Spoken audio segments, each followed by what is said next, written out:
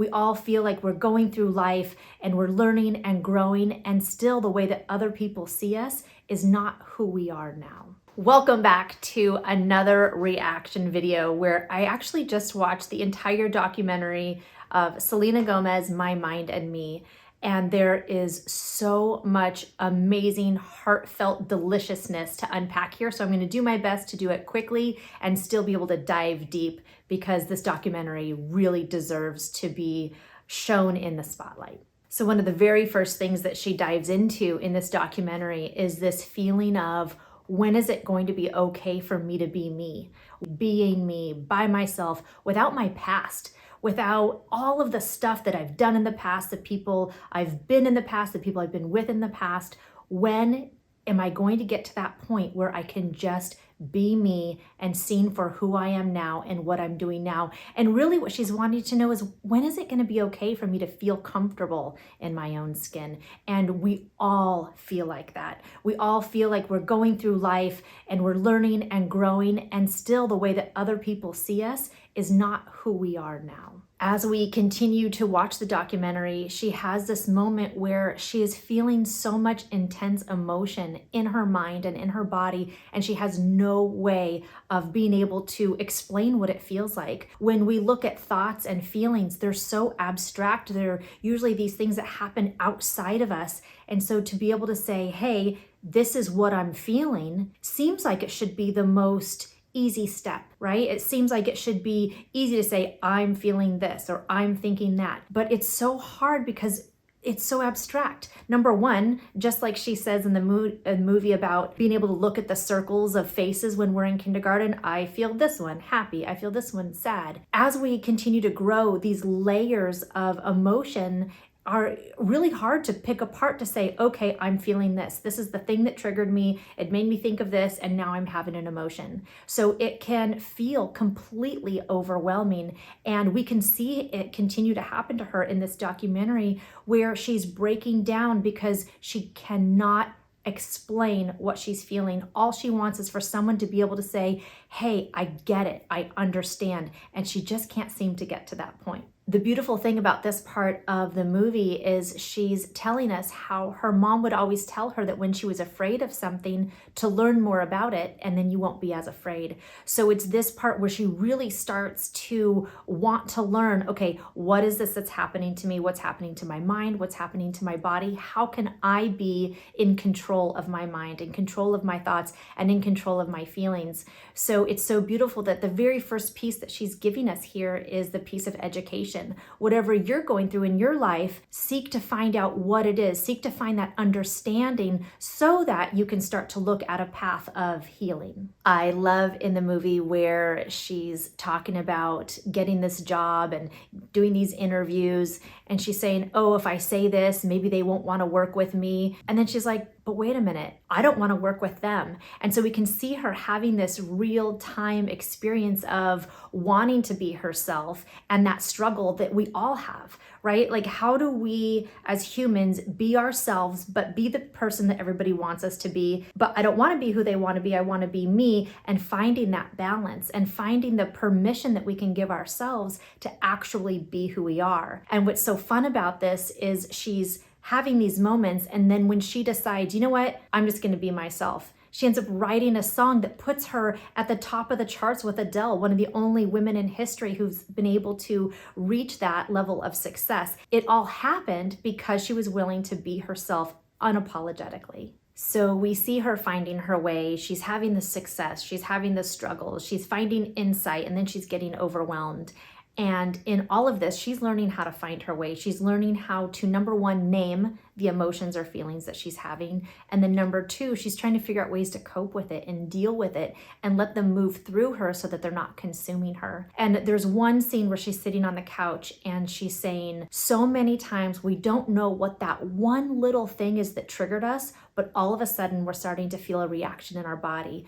We're feeling sick to our stomachs, or we're feeling tense, or we're feeling something. We have a physical reaction, and then the thoughts start coming and they start bombarding us. And the beautiful thing about Selena's journey is this whole time she's learning how to become emotionally intelligent. And the very first piece of that is being able to identify in the moment that number one, there's a trigger. Number two, what was the trigger? And then number three, what am I feeling now because of it? It is the doorway into helping us understand what those unhealed traumas are that are coming up for us in the moment. And we can actually look at these moments as a gift and say, oh, okay, this thing happened, it made me feel this way, and now I'm having this reaction. This is a beautiful place to start to unpack, to figure out what kind of healing we can have around this trauma, this traumatic response that's being triggered right here in the present moment. And I do have to say, this documentary, for the most part, I was feeling sad. I was feeling right there with her, but there was one part where I felt myself getting angry. And that was the part where I started thinking about, she's going through all of this. Why doesn't she have a healer with her? Someone who's helping her not only cope with what she's going through, but someone that can help her actually find the emotional healing for all these triggers that are coming to the surface. Because that's the best time to work on something, is when it's right there, when it's raw, when it's happening.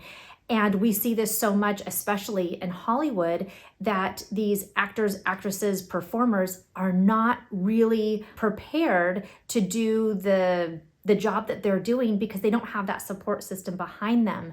And the beautiful thing about being alive now is that trauma education is becoming more talked about. It is becoming more readily available. So I would love to see how this is going to shift into the future of having everybody have the resources available, which I'm going to skip to the end of the documentary a little bit, when she gets to live her purpose by bringing trauma education, mental health awareness education into schools.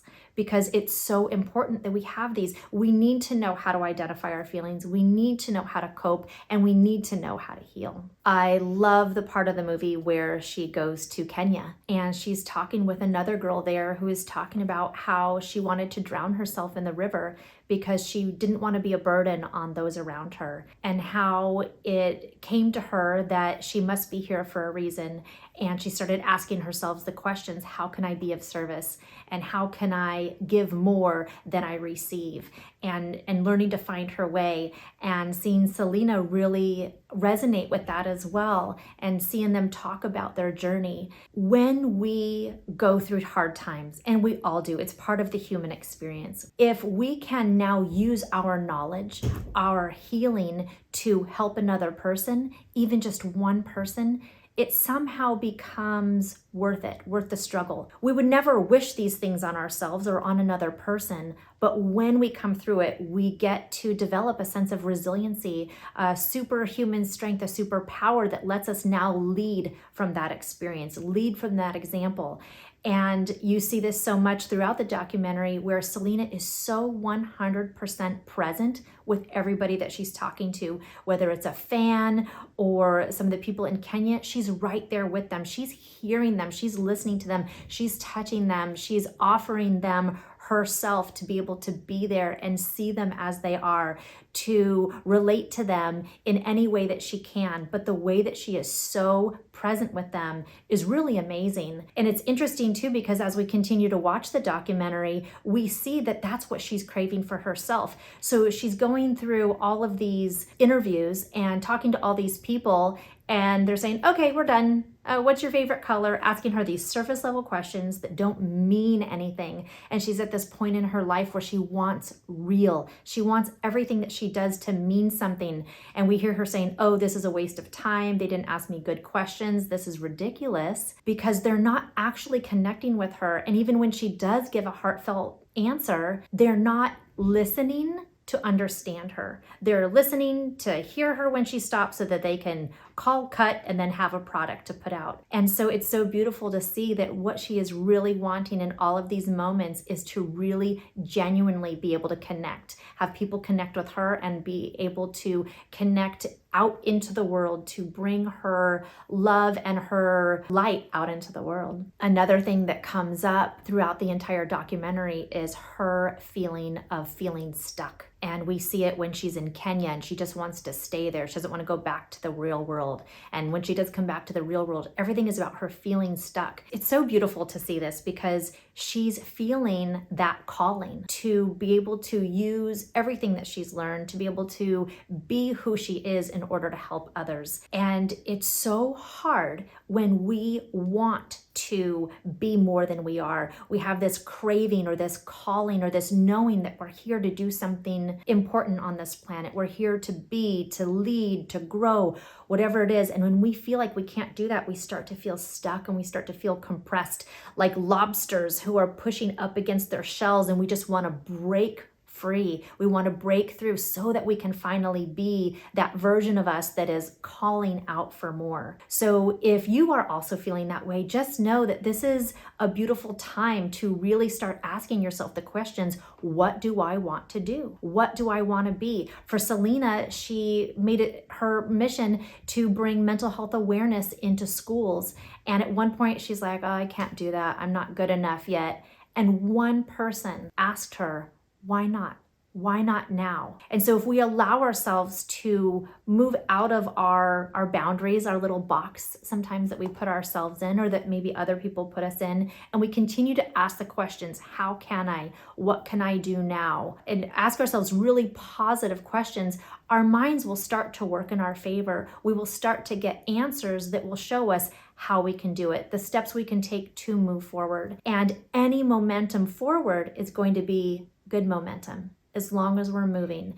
I myself get stuck in a freeze response where I just can't even do anything. I feel so frozen in my mind, and I have to remember to tell myself, just do something. Take some kind of action and let the momentum carry you. Let that push you forward. So just taking that one step might even just be asking yourself those questions and allowing yourself to journal. It might be actually taking a physical movement to actually do something.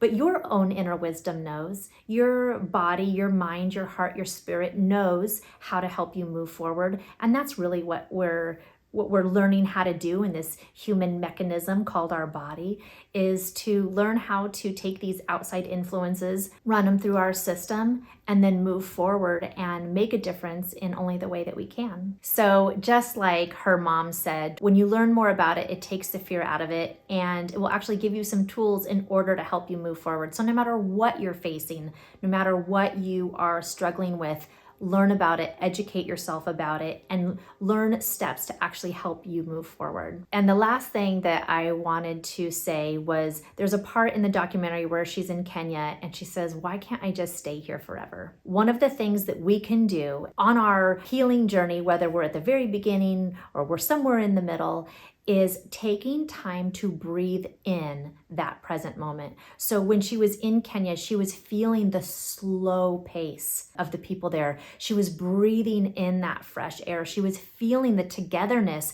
of all of those people coming together. They weren't on their phones and distracted by all the things they had to do. They were just present. So if she could pick out those moments and just sit with them, allow herself to smell the air, to feel the slowness of the pace, to feel the energy of the other people who were just coming together. We can do that too in our different day-to-day life. When you're on vacation, when you have that moment when you go, oh, everything's good right now, do yourself a favor and let yourself breathe it in. Breathe in the smells, breathe in the sounds, feel the feeling of it in your body, and let those start to anchor within you. That way, when things do get stressful, you can come back to that place of peace and start to make that kind of a law of attraction beacon saying, yes, this is what I love. This is what I want more of. Thank you so much for joining me.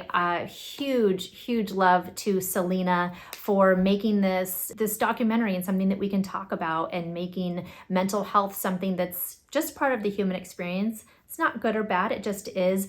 And for all of you watching, just know that there are so many resources available, whether you love to journal or write or be in action, or if you are needing some help from somebody outside of yourself, a therapist, coach, healer, just know that there are so many people available to help. They give resources in the documentary as well.